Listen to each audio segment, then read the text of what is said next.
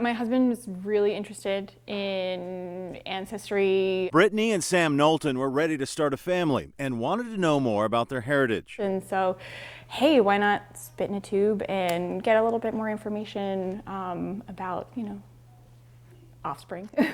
Activating your So they test. purchased one of those popular home DNA testing kits like Ancestry and 23andMe. It was super straightforward. They send you the kit, you spit in the tube, you send it off, done. And it didn't take long to get the results back. I just had some interesting stuff about, I'm mostly Eastern European, more than I thought. He is very, very Scottish and English. Happy with the information, Britney thought they were finished with the test. Then Sam got an email from a third-party vendor not associated with the original company.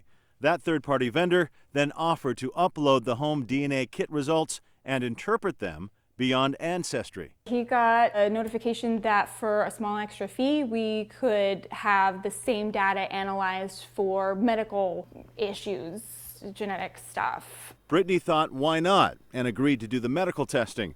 A few weeks later, she got a call from Sam at work. He started with, have you heard of Lynch Syndrome? He calls me, he says, have you heard of Lynch Syndrome?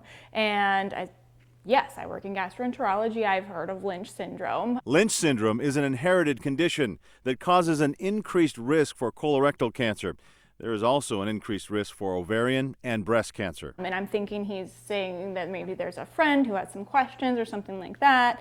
And he says, well, this test says you have it. It was horrible. It was horrible. You just start in this negative whirlpool of negative thought following negative thought following negative thought, just sucking you down. Once Britney calmed down, she went to an oncologist for some comprehensive genetic testing. That was probably some of the most anxiety-ridden couple of weeks of my life. It's difficult to avoid panicking when you get that kind of result. Dr. Harry Thomas is a gastroenterologist. He says these tests can have good information, but they're not perfect and they're not an accurate diagnosis. It's important to recognize that a significant proportion of these results could be falsely positive. In fact, in a genetics and medicine report, it revealed 40% of variants in a variety of genes reported in direct-to-consumer raw data were false positives. And Dr. Thomas says there are other concerns. There is also the potential for results to be stated as negative when in fact you do have abnormal mutations which just haven't been tested for. It was such a relief to finally get the official, you do not have Lynch syndrome.